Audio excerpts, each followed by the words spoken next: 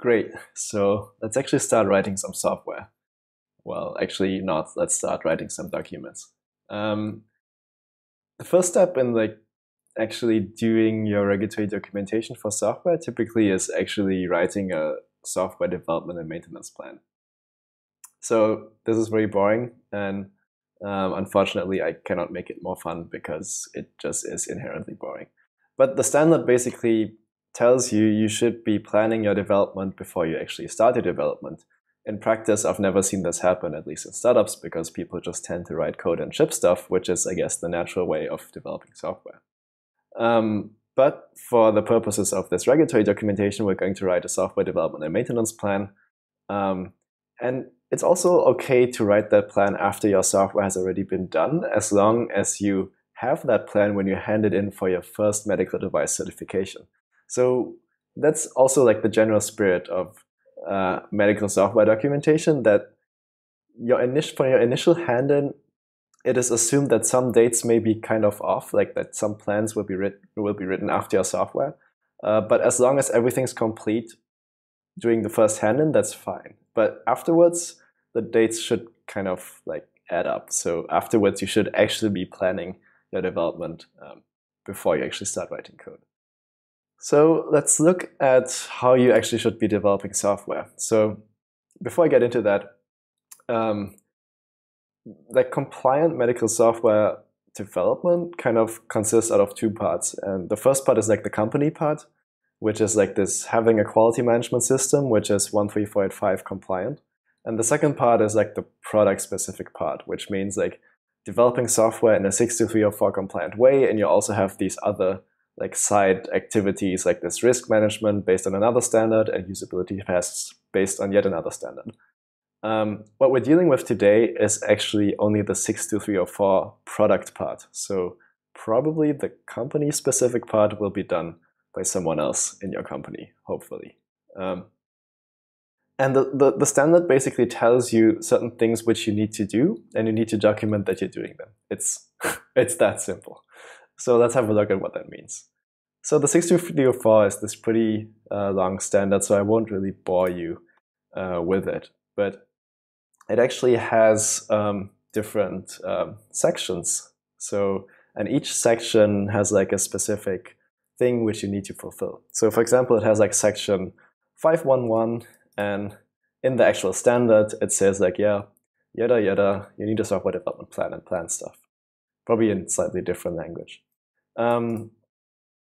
So you actually need that. So you need to say how you fulfill that. So on my website, I have this like massive table which maps like each standard section to the actual document in which it is done. So you can see, okay, in section 511, section 511 will be actually fulfilled by the software development maintenance plan.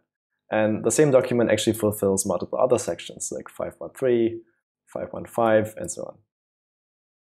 So in the class here in the left-hand column, it actually it separates things based on which software safety class you are. And the 62304 knows 3 software safety classes, which are A, B, and C. And depending on what you're classified as, you have to do more work. So C is the worst because with C, you pretty much have to do everything. And A is kind of like the easiest because a lot of activities you don't have to do. So if it says ABC here, you like regardless of class, you need to do it. Your safety classification should be known inside of your company.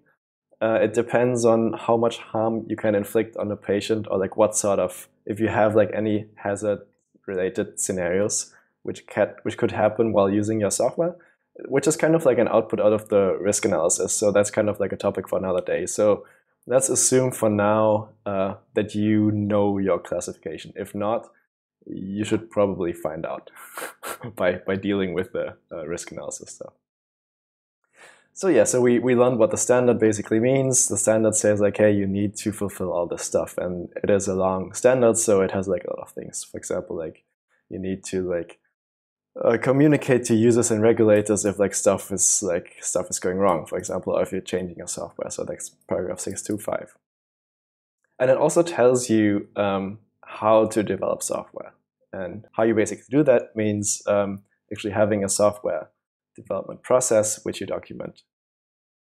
So for example, if it says like, yeah, we have to write a software development plan, then you actually have this software development process, which is another template here, which actually describes how you develop software, like step by step. So it says like, okay, step one is you get design input, and the output out of it is like, you have like a document which is called device description. And at some stage you like do software planning. So you write like a software development and maintenance plan. And then at some stage, you're actually going to implement that. So you say like here, step 6 is actually coding it. And typically like the output of coding software is code.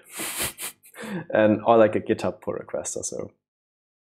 And all these steps are basically written down. And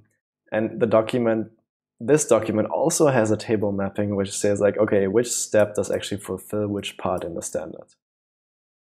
So yeah, so that's pretty much how you prove that you actually develop software based on the 62304 standard. I hope this will be like more clearer to you the more we kind of dive into it, but yeah, let's just see how it goes.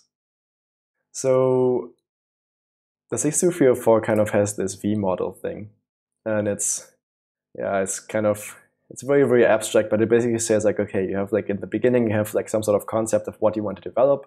Then you actually like go like, this is like high level, and you go to rather low level requirements where you say like, okay, what do we want to actually develop? What sort of software do we use? What sort of like programming language do we use? Then you like finally implement it. And then you kind of like put it all together and then like put it into maintenance and like release it.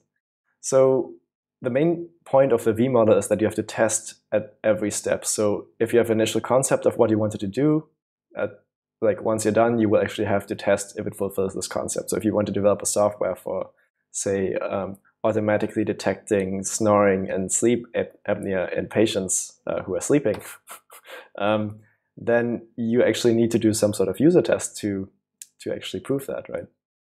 And then same for software requirements. If you say like, okay, it has like a login with email and password, you also need a test which actually tests whether your email and password login exists and whether it actually works. So that's like the V model, and we're just at the beginning. So I'm not going to get too abstract here because otherwise you'll fall even more asleep. And in the beginning, we actually want to write a software development and maintenance plan.